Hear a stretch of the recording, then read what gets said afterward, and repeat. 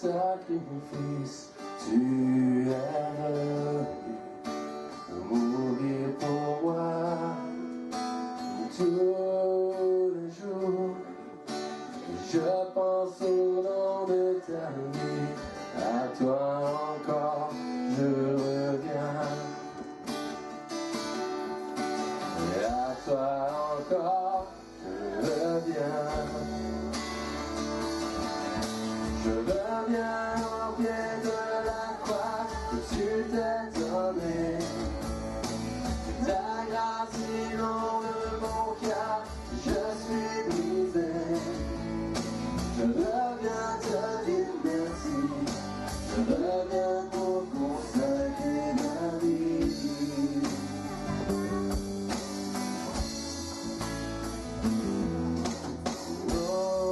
Aujourd'hui, tu règnes dans ta majesté, roi exalté, Dieu tout-puissant, Dieu d'amour. Je me prosterne pour t'adorer, à toi encore je reviens. À toi encore je reviens. Je reviens au pied de la croix que tu t'es donné.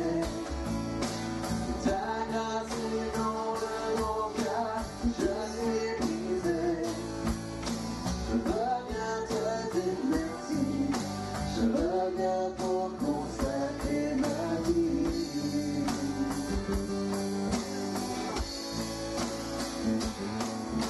Je reviens au pied de la croix que tu t'es donné. Ta grâce inonde mon cœur, je suis brisé. Je reviens te dire merci. Je reviens pour consacrer ma vie. Ma vie. Merci pour la croix. Merci pour la croix. Merci pour la croix, Jésus. Merci pour la croix. Merci pour la croix. Merci pour la croix, Jésus. Encore une fois. Merci pour la croix. Merci pour la croix. Merci pour la croix, Jésus. Merci pour la croix. Merci pour la croix. Merci pour la croix, Jésus. Je reviens au pied de la croix où tu t'es donné. Ta grâce inonde mon cœur, je suis brisé. Je reviens te dire merci. Je reviens pour consacrer ma vie. Ma vie. Je reviens au pied de la croix que tu t'es donné. Ta grâce inonde mon cœur, je suis brisé. Je reviens te dire merci. Je reviens pour consacrer ma vie. Ma vie. Merci pour la croix. Merci pour la croix. Merci pour la croix, Jésus. Merci pour la croix. Merci pour la croix. Merci pour la croix, Jésus. Merci pour la croix. Merci pour la croix. Merci pour la croix, Jésus. Merci pour la croix. Merci pour la croix. Merci pour la croix, Jésus.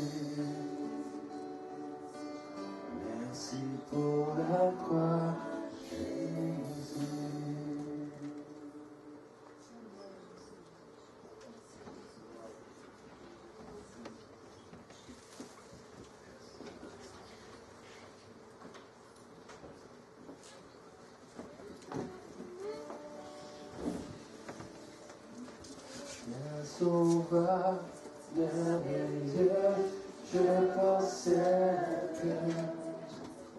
Il s'est sacrifié pour moi, et sa vie innocente il cède pour mourir sur l'infâme bois.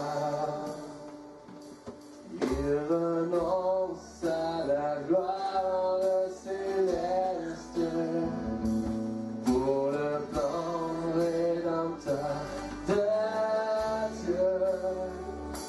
L'apparence est la plus modeste.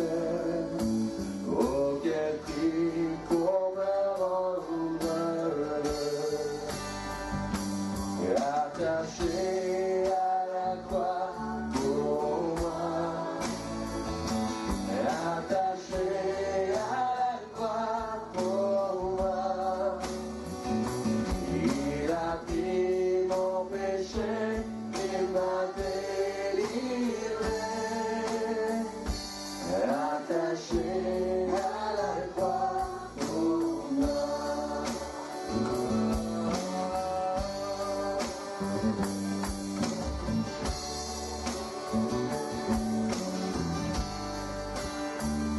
Il m'a traité innocent pour ma vie, pour mes iniquités brisées, et chargé de mes maladies.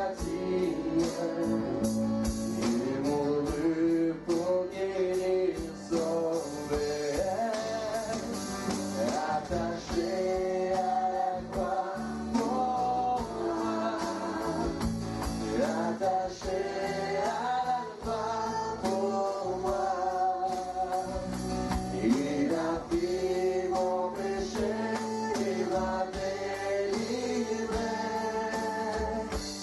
Attaché à la croix pour moi.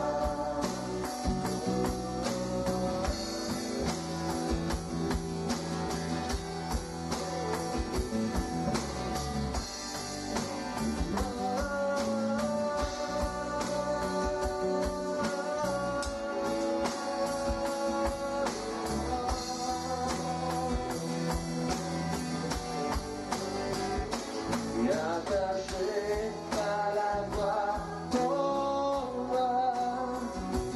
Attaché à la croix pour moi. Il a pris mon péché, il m'a délivré. Attaché à la croix pour moi. Il a pris mon péché, il m'a délivré. Attaché à la croix pour moi.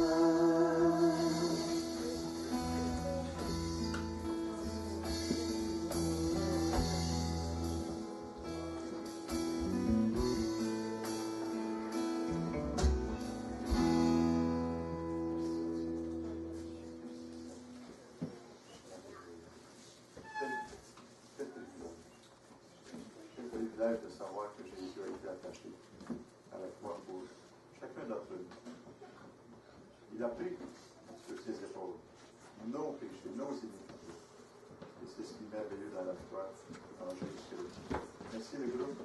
Merci d'être conduit dans un temps merveilleux dans la présence de Dieu. J'invite les enfants à aller dans la classe du dimanche.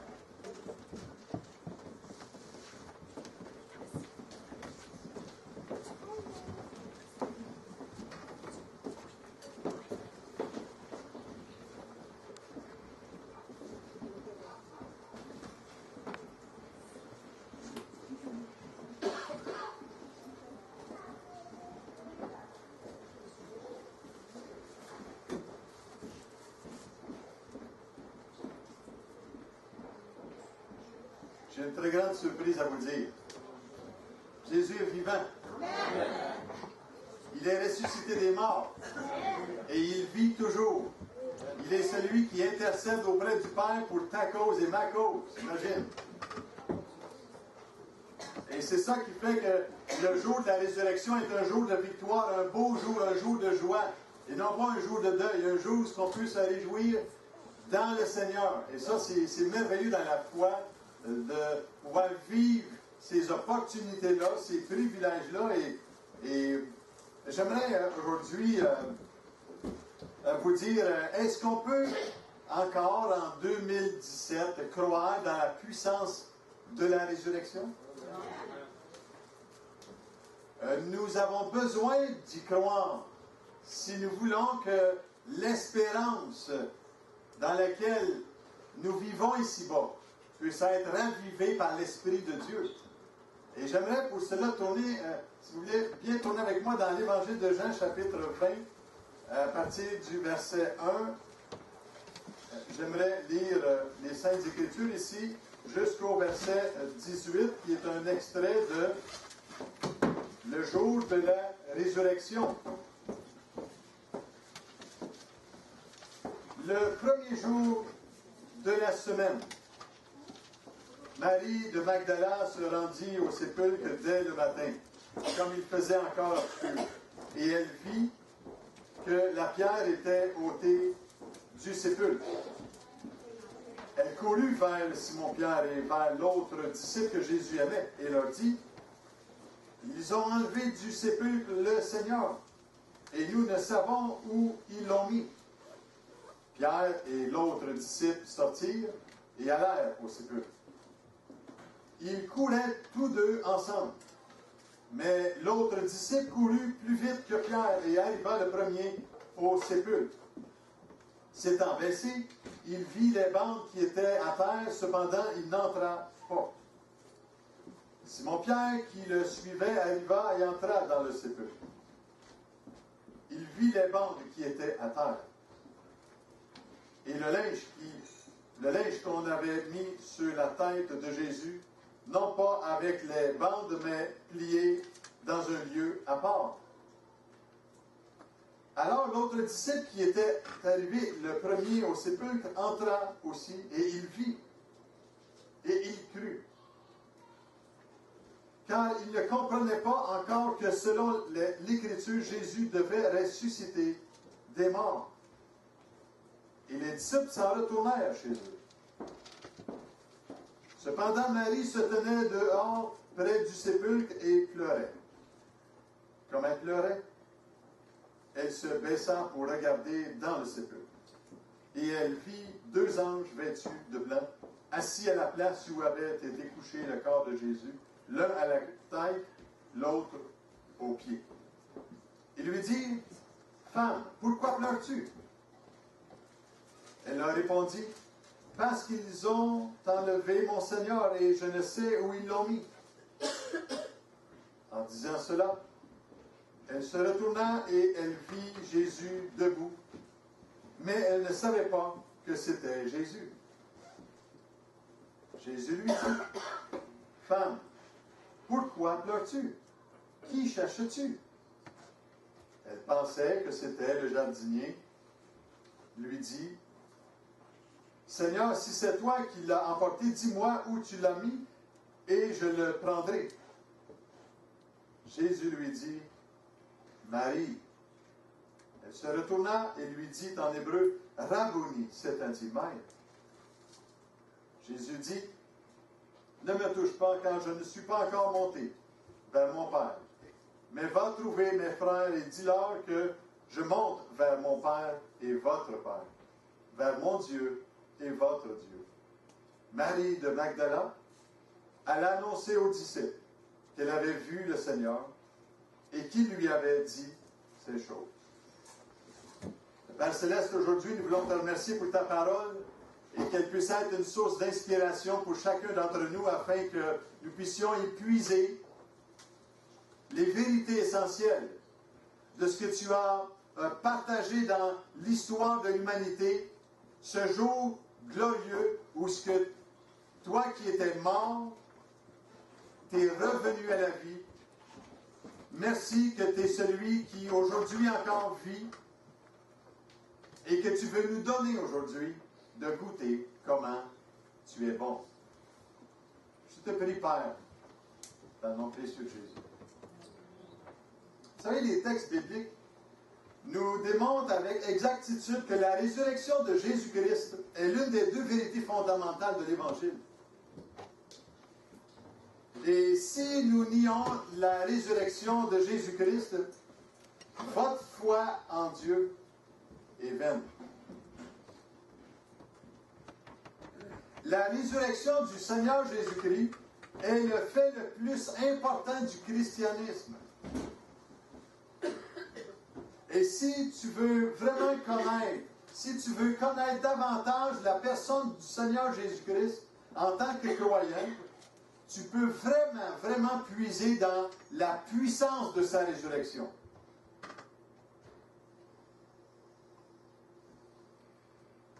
Je crois qu'en tant que croyant, ça devrait être la plus haute ambition. De puiser dans ce que Jésus est maintenant vivant pour toi et moi. Dieu transforme à travers la puissance de la résurrection. Et quand nous goûtons la puissance de la résurrection, on est transformé. On est transformé de gloire en gloire, de jour en jour. Et si nous ne le sommes pas transformés, c'est probablement parce que nos yeux ne sont pas sous la puissance de la résurrection de Jésus-Christ, mais que nous nous contentons d'une vie juste bien, parfois même éphémère, ou bien sans rien plus. Dans l'Épître aux Romains, il nous est dit, le chapitre 6, verset 4, « Nous avons donc été ensevelis avec lui dans la mort par le baptême, afin que, comme Christ est ressuscité d'entre les morts par la gloire du Père, de même nous aussi nous marchions en nouveauté de vie. » Fait que Jésus, là, il te destine à des choses merveilleuses, à marcher en nouveauté de vie. Et c'est pas seulement une journée dans notre vie, ça, mais à chaque jour, à chaque instant, à chaque moment, si nos yeux sont sur le Seigneur. Mais je me pose la question avec vous, est-ce qu'on peut croire à la puissance de la résurrection? D'où vient cette conviction-là, cette croyance-là de la résurrection? À qui il faut se fier? Je ne ferai pas le scientifique ce matin, ce n'est pas mon rôle. Je laisserai ça aux spécialistes. Mais je vais me baser sur des choses, de certitude dans l'histoire. Le Nouveau Testament.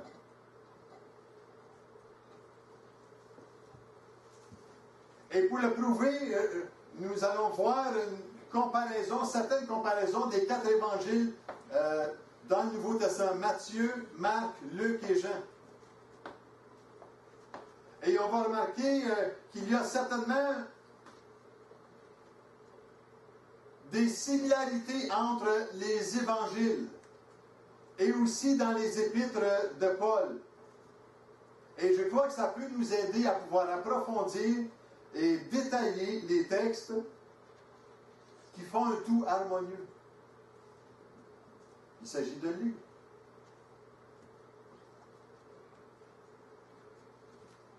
Jésus s'est révélé à différentes personnes après sa résurrection. Et c'est important de pouvoir regarder ce que les Saintes Écritures nous précisent à ce sujet-là. Quand on a lu tantôt dans le verset 16, Jésus lui dit « Marie ». Et aussitôt que Marie a entendu sa voix de la part du Seigneur, là, ses yeux se sont ouverts sur qui était vraiment Jésus qui était maintenant ressuscité. Et quand elle a entendu, elle l'a reconnu, et elle est tombée à ses pieds en se prosternant devant le Seigneur. Qui aussi? Thomas. Quand on regarde au verset 25 à 27 de ce même évangile, le chapitre 20, Thomas qui, lui, n'était pas avec les apôtres dans la chambre haute, mais qui était à l'extérieur. Et les apôtres, quand ils ont dit à Thomas, « Nous avons vu Jésus ressuscité », vous savez la réponse de Thomas, hein? Tout le monde connaît un petit peu qui est Thomas, hein? L'incrédule. Hein? Mais j'aimerais que vous disiez ceci concernant Thomas. Thomas était un homme de raison, était un homme de droiture dans sa vie. Puis à moins qu'il ne mette son doigt dans son côté, sa main sur sa blessure, il dit qu'il ne croira pas. Et c'est pour ça que souvent, hein, le dicton qu'on dit, « Ah, t'es un vrai Thomas. » Mais j'aimerais vous dire ceci concernant Thomas. C'est que quand il a reconnu et qu'il a vu, savez-vous sa réponse? Il s'est incliné devant le Seigneur et il a dit, « Mon Seigneur et mon Dieu. » Hey, pour un Juif, là, c'était quelque chose à considérer, de déclarer que maintenant, celui qui avait fait des miracles, des prodiges, des signes, guéri des malades, marché sur les eaux. Ici, Thomas s'est incliné en reconnaissant la seigneurie de Jésus-Christ. Parce qu'il y avait quelque chose de tangible pour lui. Il aime les choses tangibles, Thomas. Il n'aime pas les candidatons. Hein? C'était un homme qui marchait avec la raison et Jésus a pu lui amener de l'espoir. Pierre et Jean aussi. Pierre et Jean, Jésus leur a parlé. Et dans les versets qu'on vient de voir ici, c'est qu'ils ont cru. Et à quoi? Parce qu'ils ont vu que Jésus était plus dans le tombeau. Et ce que Jésus avait dit à ses souffrances et à sa résurrection, leurs yeux n'étaient pas encore ouverts à ces choses-là. Ils ne comprenaient pas pourquoi que Jésus disait, même quand dans son vivant, qu'il était pour ressusciter le troisième jour, ils ne comprenaient pas ces choses-là. Comme beaucoup de gens aujourd'hui ne comprennent pas, ils essaient de raisonner avec leur raison, leur pensée humaine, plutôt que d'attendre la révélation de Dieu. Mais comment peut-elle venir? Comment peut-elle venir? Qu'est-ce que les disciples ont fait suite à ces événements-là? Ils se sont mis à prêcher la croix de Jésus et sa résurrection d'entre les morts. Et avec une grande puissance, les apôtres, la Bible dit, rendaient témoignage de la résurrection du Seigneur Jésus et une grande grâce reposait sur eux. Est-ce que vous vous êtes déjà arrêté à la qualité de la grâce que Dieu a accordée à chacun d'entre nous dans cette résurrection? Si on y porte un peu attention, là, on va recevoir des belles choses dans le secret de notre cœur. Soyez-en de certains. Et cette doctrine de la résurrection, c'est la pierre angulaire du message de l'Évangile. C'est une bonne nouvelle. Jésus est vivant. Jésus est ressuscité d'entre les morts pour toi et moi qui avons commis les fautes, le péché et qui se sont éloignés de Dieu. Jésus est mort pour toi, mais il n'est pas seulement mort. Il est ressuscité des morts. Acte 1, si vous voulez tourner une page après l'Évangile de Jean, une page environ. Acte 1, versets 1 à 3. Théophile, j'ai parlé dans mon premier livre de tout ce que Jésus a commencé de faire et d'enseigner dès le commencement, jusqu'au jour où il fut enlevé au ciel, après avoir donné ses ordres par le Saint-Esprit aux apôtres qu'il avait choisis. Après qu'il eut souffert, il leur apparut vivant. et leur en donna plusieurs preuves, se montrant à eux pendant 40 jours, et parlant des choses qui concernent le royaume de Dieu. Wow! Est-ce qu'on peut le croire? Aujourd'hui, en 2017, est-ce qu'on peut le croire? Ici, on voit l'apôtre Luc qui écrit ici les Actes. Et il dit que j'ai parlé dans mon premier livre, l'Évangile de Luc. C'était son premier livre. C'était un médecin de profession, Luc. C'est un intellectuel approfondi dans les détails. Est-ce qu'on peut y croire? Vous savez, parfois, on peut voir dans la vie qu'il y a des histoires de survie. Hein? Il peut y arriver toutes sortes de drames, toutes sortes de tragédies dans la vie de gens aujourd'hui. Et vraiment, c'est une question de survie, là. Il m'en est arrivé une cette semaine, presque. Et je bénis Dieu pour ce qui est arrivé. Et merci à vos prières aussi pour Sylvie. Et j'apprécie beaucoup votre soutien, votre support. C'est vraiment encourageant de voir le soutien que nous avons de ceux qui prient auprès du trône de la grâce. Et je crois que c'est ce qui nous encourage, de voir la main de Dieu qui nous suffit. Vous savez, l'histoire de la résurrection de Jésus-Christ connaît encore beaucoup de controverses aujourd'hui. Même si Jésus a dit « Je suis le chemin, la vérité et la vie », même si Jésus a dit « Je suis le bon berger, je donne ma vie pour mes brebis », même si Jésus a dit « Celui qui me suit ne marchera pas dans les ténèbres », même si Jésus a dit « Je suis la lumière du monde », il y a encore beaucoup de gens aujourd'hui qui ont de la misère à croire dans la puissance de sa résurrection. Parce qu'ils fonctionnent avec leur tête. À moins qu'ils ne voient, ils ne croiront point. Et même si Jésus était déclaré mort et que 3 jours après, il s'est montré vivant, il y a encore aujourd'hui beaucoup de sceptiques. Et pourtant, les faits historiques ont été là. C'est écrit dans le Nouveau Testament à plusieurs reprises.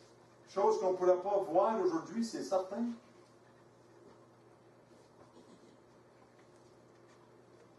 Mais pourquoi qu'il y a tant de sceptiques? Je vais vous dire pourquoi. La réponse est simple. C'est qu'on ne peut saisir la puissance de sa résurrection que lorsqu'on reconnaît le péché et la mort qui vit en nous. Est-ce que tu reconnais que c'est Jésus-Christ qui a monté à une croix, lui qui était juste, pour prendre tes fautes et les miennes? Pour que tu n'aies plus à les porter sur tes épaules. Il a payé ce prix-là parce qu'il t'aimait. Et qu'il devait y avoir un sacrifice parfait, un homme sans péché, pour payer pour nos péchés qui nous séparaient de la présence de Dieu. Vous et moi ne pouvons pas aller dans la présence de Dieu parce que nous faisons ou parce que nous disons. Parce que Jésus n'aurait pas eu besoin de venir. Jésus ne serait pas mort si toi et moi pourrions aller à Dieu par nos propres œuvres. C'est seulement par la grâce de Dieu que nous pouvons aller au ciel. La grâce est un cadeau. Tu ne le mérites pas. Je ne le mérite pas. Et notre esprit est obstrué. Il il y a comme un voile dans notre esprit à nous qui nous empêche de voir et de croire. Et ce voile-là est rien d'autre que notre péché, nos fautes qui nous collent à l'esprit. Et qu'il y en a seulement un seul qui a payé pour que tu sois libre de cela. Il n'y a pas d'autre nom qui a été donné parmi les hommes par lequel nous pouvions être sauvés, sinon Jésus-Christ.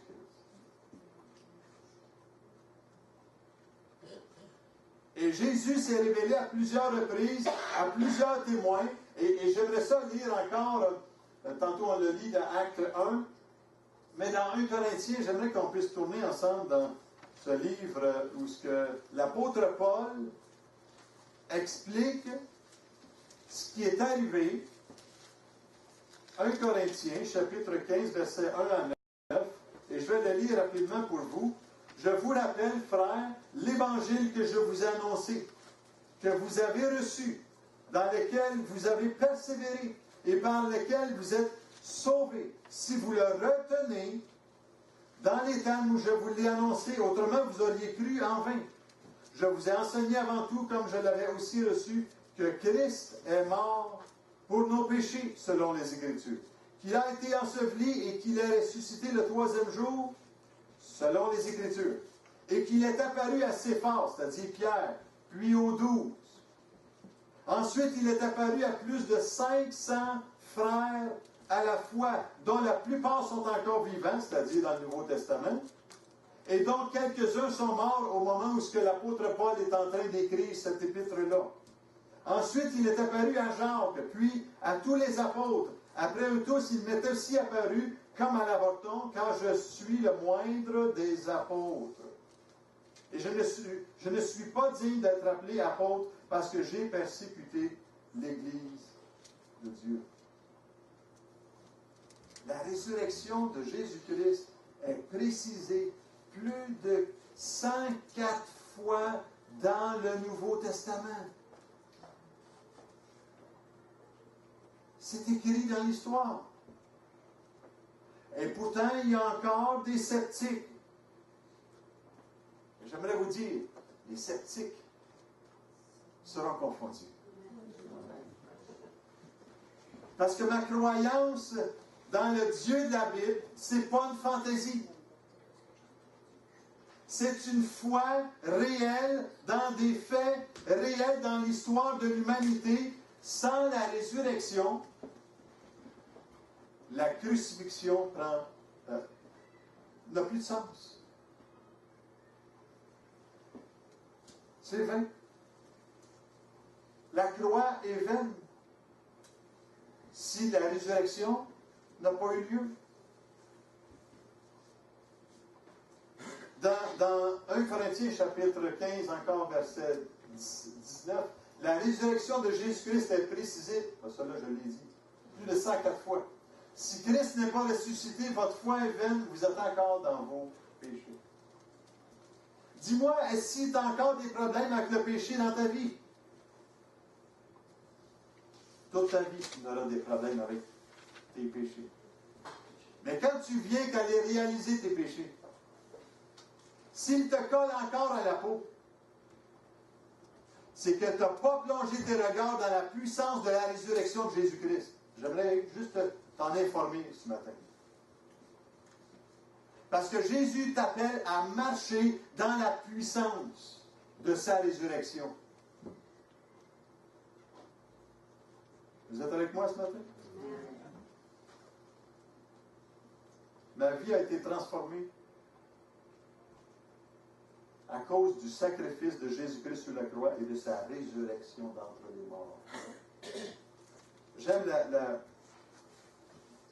la citation de M. Torrey, qui est un commentateur biblique, il dit « Elle nous prouve que cette mort a eu une valeur suffisante pour couvrir tous nos péchés parce que sa vie a été un sacrifice divin. Nous savons que le péché le plus noir a été expié.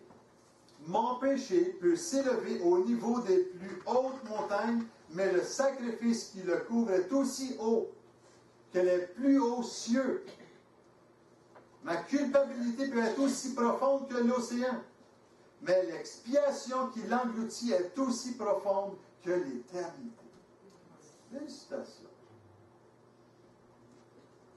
Expiation. L'expiation est tout simplement couvrir. Jésus a expié nos péchés. Il les a couverts. Par son sacrifice sur la croix. Il les a couverts. Il a couvert ton péché à cause du sacrifice de la croix. Mais si tu es encore esclave de ces péchés-là, c'est que tu ne marches pas dans la résurrection de Jésus-Christ. Hello? Tu peux reconnaître que Jésus est venu sur la croix, mort pour tes péchés, mort pour l'humanité. Mais à moins que tu reconnaisses qu'il est ressuscité d'entre les morts pour te donner la vie. Et la vie en abondance.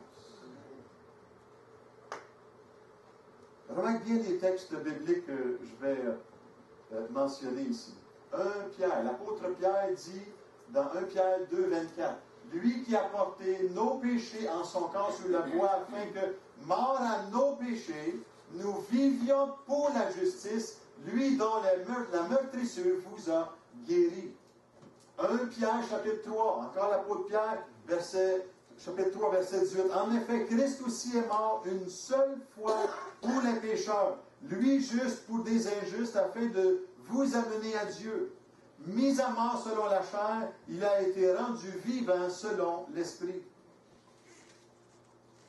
Et vous savez, nous avons vu que Jésus s'est révélé à différentes personnes ce matin. Et il y en a plein aussi que j'aurais pu amener comme exemple.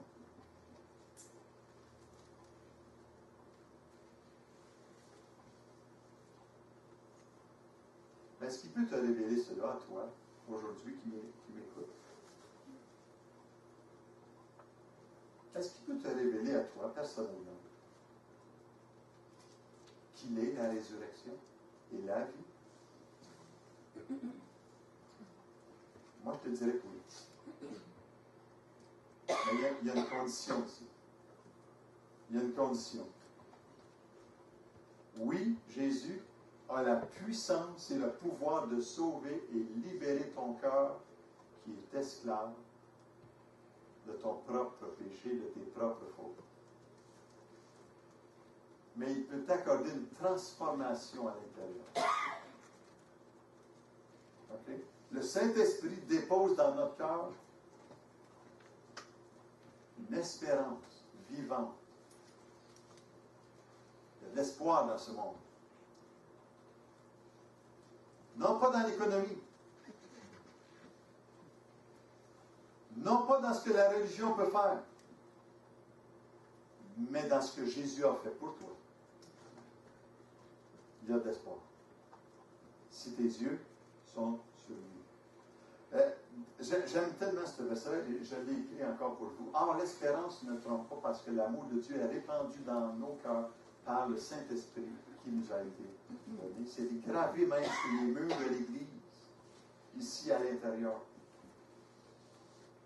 Parce que son espérance ne trompe pas. Dieu ne m'a jamais trompé. Les hommes peuvent me décevoir. Les religions peuvent décevoir. Mais Jésus, jamais. Et quand nos yeux sont sur lui, il y a de la puissance pour nous transformer. Et c'est ce que son esprit fait dans notre vie. Et en d'autres mots, quand la transformation a lieu dans notre vie, Dieu nous déclare juste à cause de Jésus. Pas à cause de nos œuvres. Quand le croyant est uni à Jésus-Christ, il peut aussi porter du fruit selon l'Esprit. Et c'est ça à quoi Dieu nous destine. Ce matin, est-ce qu'on peut croire? Est-ce qu'on peut croire dans la puissance de la résurrection?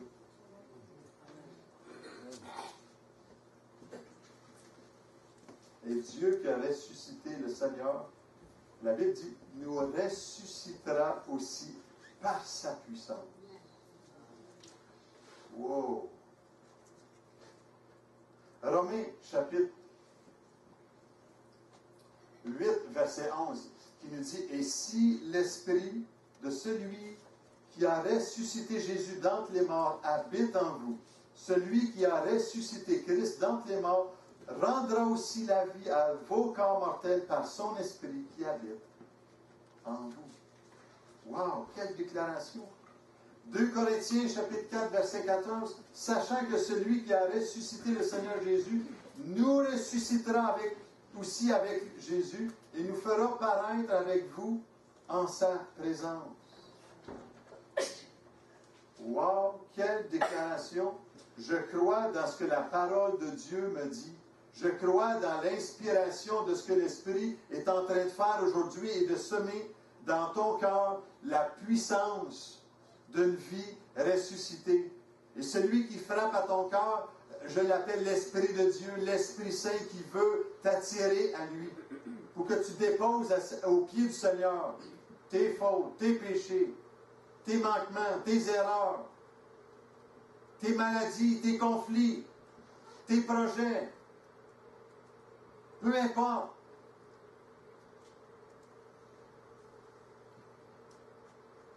J'aime la citation de Henry Tyson qui dit « Si Jésus était demeuré dans le tombeau, l'histoire de sa vie et de sa mort, il serait resté avec lui. » On n'aurait pas entendu parler plus. Paul à mort, il déclare, lui, en tant qu'homme, Christ est le libérateur et le conquérant de l'homme, car il a conquis la mort. Wow! Amen. Merci Seigneur. Vous savez, Dieu l'a déclaré, Dieu l'a ressuscité. Dieu l'a ressuscité en le délivrant des liens de la mort.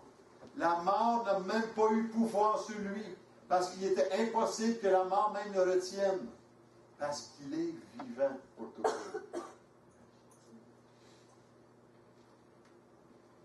J'aime dire que, vous savez, la résurrection, c'est une des doctrines fondamentales du christianisme. Et quand on dit christianisme, ça doit comporter 4 choses importantes. 4 mots que je vais vous dire ce matin, importants.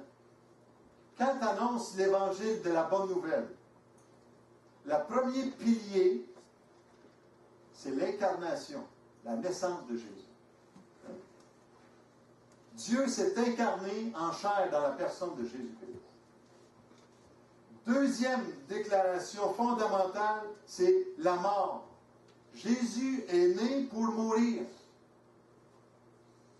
pour prendre tes péchés sur sa croix, sur sa vie. Il t'a tellement aimé que quand il t'a vu, quand il est mort sur la croix, il t'a vu à cause de tes fautes. La Bible dit qu'il a été chercher les clés de la mort et du séjour des morts pour délivrer tous ceux qui étaient esclaves de la mort et du péché. Quels sont les 2 piliers? L'incarnation, la mort. La troisième pilier, c'est la résurrection de Jésus. Jésus est revenu d'entre les morts. Et c'est ce qu'on essaie d'expliquer aujourd'hui. Et le 4e pilier, c'est l'ascension. Il est monté à la droite de Dieu, dans les airs, devant ceux qui l'aimaient. Et quand on annonce l'Évangile, concentrons-nous sur qu'est-ce que l'Évangile est. Et on va pouvoir aider les gens qui veulent se fier ou se confier dans le Seigneur. Dans Romains chapitre 8, encore, je le répète, « Si l'Esprit de celui qui a ressuscité Jésus d'entre les morts habite en vous, celui qui a ressuscité Christ d'entre les morts rendra aussi la vie à vos corps mortels par son Esprit qui habite en vous. Ce matin, en tant que croyants, nous adorons celui qui a connu la mort, mais qui vit. Il vit maintenant. Il vit maintenant. Et nous sommes constamment émerveillés. Je me lève parfois le matin dans un cœur désespéré de ce que je peux voir ou vivre dans ce monde. Mais quand je tourne mon regard vers le Seigneur, mon âme est ravivée parce que Jésus est ressuscité. Il est ressuscité d'entre les morts et je bénis Dieu pour l'espérance qui s'attache à cet appel-là. Vous savez, la résurrection de Christ et l'espérance qu'il nous apporte, c'est comme si ça rend notre foi tout à fait différente. C'est pas seulement une foi dans une foi, mais c'est une foi dans ce que Jésus est venu accomplir. Et ça, c'est merveilleux. Et lorsqu'on accepte Jésus comme notre Sauveur et notre Seigneur personnel, cette puissance-là, la puissance de l'Esprit de Dieu vient habiter dans notre cœur. Je ne suis plus seul, mais j'appartiens à celui qui est mort et ressuscité des morts pour moi. Et vous savez, cette même puissance-là de l'Esprit Saint, c'est celle qui a ressuscité Jésus d'entre les morts. Imaginez-vous, là, je veux juste mettre un petit scénario devant vous, là. Jésus a été cloué à la croix. Il a été considéré mort. Ils l'ont mis dans le tombeau. Ils ont pleuré sa mort. Beaucoup ont pleuré. La Bible nous dit que quand Jésus a rendu l'âme, les rochers se sont fendus. Le voile du temple à Jérusalem s'est fendu du haut jusqu'en bas.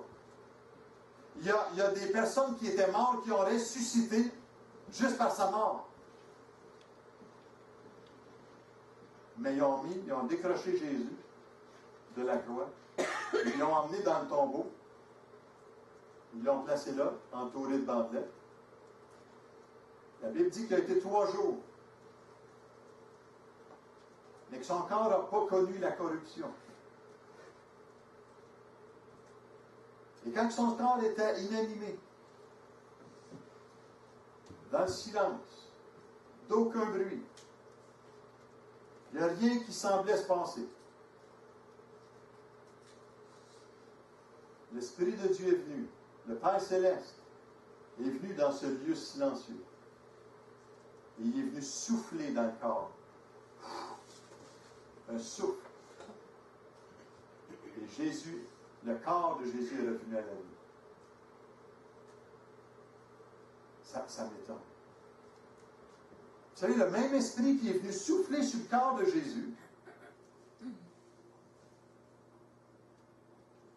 la Bible dit que c'est le même esprit qui veut souffler sur toi. Par son esprit. Il veut ranimer ton âme qui est mort.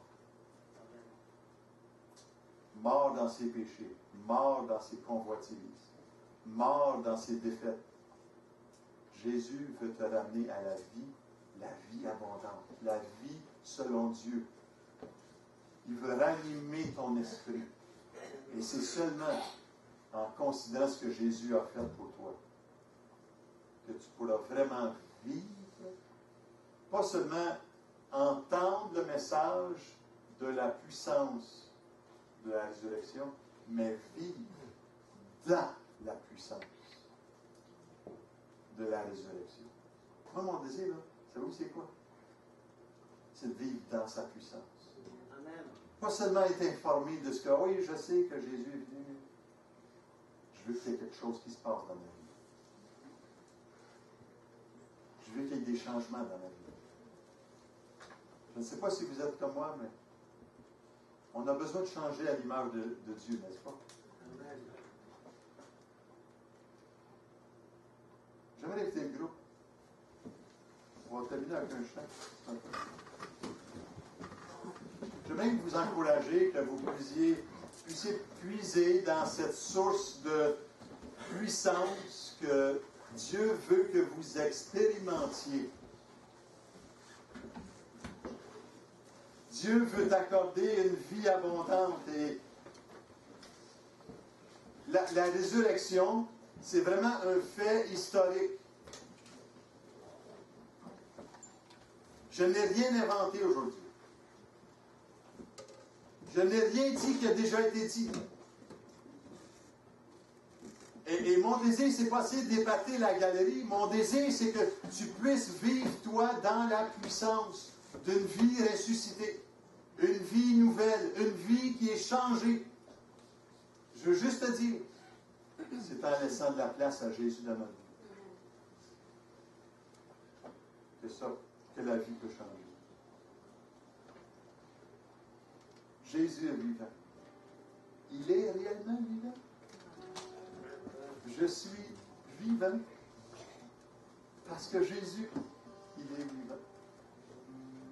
Moi qui étais né dans un rang de campagne, fils de cultivateur, où on était le deuxième voisin, le dernier voisin, là. C'était on appelle ça un cul-de-sac. Et moi qui ne voulais pas parler des gens, j'osais même pas parler à des gens. Parce que la gêne était trop accablante. La timidité m'envahissait. Mais un jour, Jésus est venu dans la noirceur de mon âme. Il est venu souffler son souffle. J'ai entendu le message. La bonne nouvelle de Jésus. Et j'ai dit, Seigneur, je n'ai qu'à te remercier de ce que tu es mort pour moi. Mort pour prendre mes fautes. Mort pour prendre mes faillites entre tes mains. Et vous savez, la mort de Jésus-Christ, si ça serait seulement la mort, ça ne serait pas une bonne nouvelle. Mais j'ai une bonne nouvelle pour vous dire que Jésus est vivant. Il est vivant, alléluia, le Seigneur est réellement ressuscité. Et je ne sais pas si vous pouvez encore rester sur votre siège assis, mais moi je veux bénir le Seigneur parce qu'il est celui qui a changé la destinée de centaines, de milliers, de millions de personnes qui se sont confiées en lui. Non pas dans un principe, non pas dans une philosophie, mais dans une personne qui a donné sa vie pour toi et moi.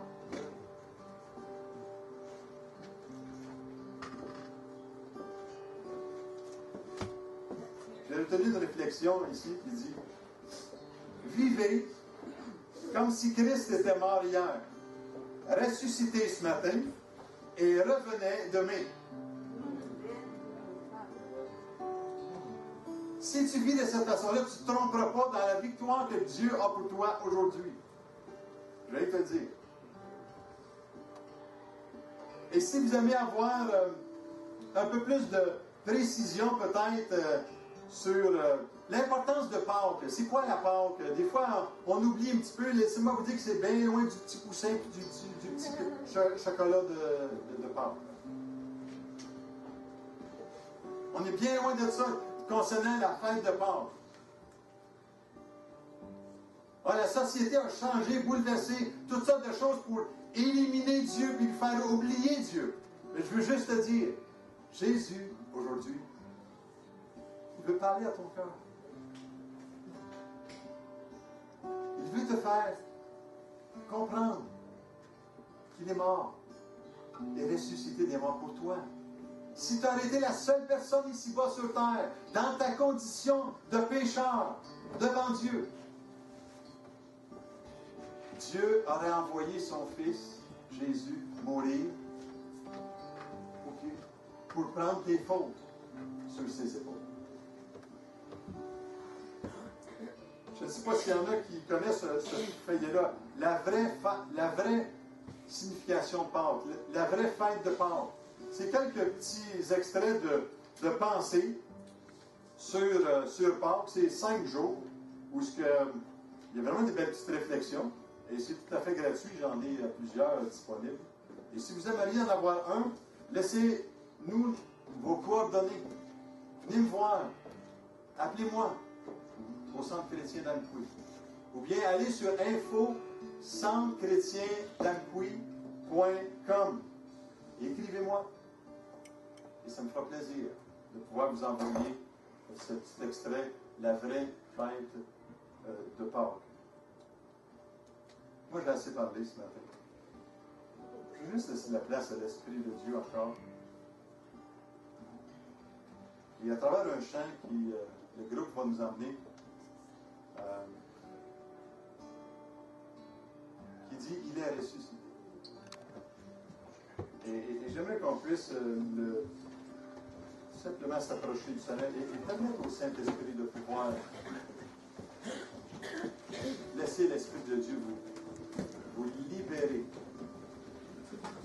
On chante ensemble et je vous reviens par la suite.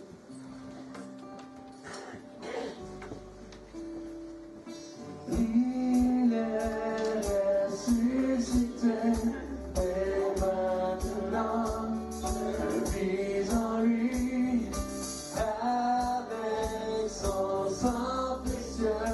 Il m'a lavé de tout péché. Il a renoncé à sa vie, à son trône de gloire, pour venir nous parler du Père et de son grand amour. Il est ressuscité et maintenant je vis en lui. Avec son sang précieux, il m'a lavé de tout péché. Un jour des gens l'ont crucifié, et c'était le Fils de Dieu. Il s'est livré lui-même pour nous, en portant tous nos fardeaux. Il est ressuscité et maintenant je vis en lui.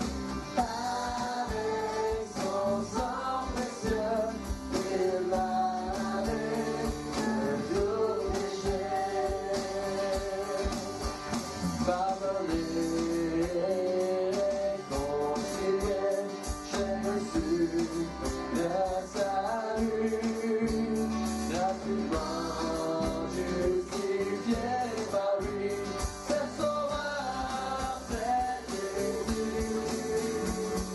Il est ressuscité et maintenant je vis en lui.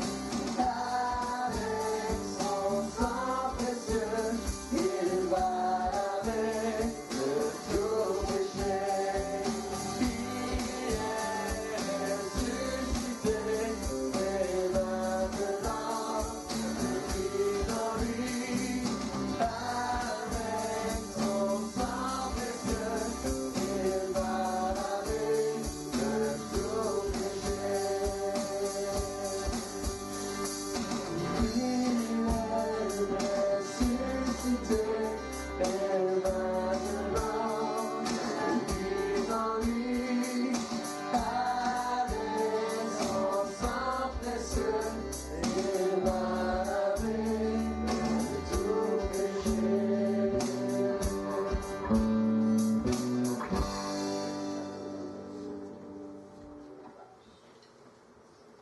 Alléluia. Seigneur, on veut te remercier aujourd'hui pour cette journée merveilleuse que tu as créée. Et Seigneur, que cette journée puisse être un sujet de joie et d'allégresse, un sujet de libération, un sujet de pardon. Et Seigneur, merci que tu as payé, Seigneur, pour chacun de nous afin que nous puissions vivre une vie nouvelle, une vie abondante. Je te rends grâce aujourd'hui pour cette journée de Pâques, où ce que, Seigneur, nous pouvons célébrer comment tu es bon. Nous te prions, Père, aujourd'hui, de toucher chacun qui ont pu entendre, comprendre, saisir le message de l'Évangile aujourd'hui, dans cette journée de Pâques. Et de s'engager, Seigneur, à te suivre. De s'engager à être des hommes, des femmes et des enfants qui font une différence dans l'espoir de ce monde. Merci, Père, aujourd'hui. Nous te prions dans le précieux nom de Jésus. Amen. Que Dieu vous bénisse. Passez une belle journée. Je veux bien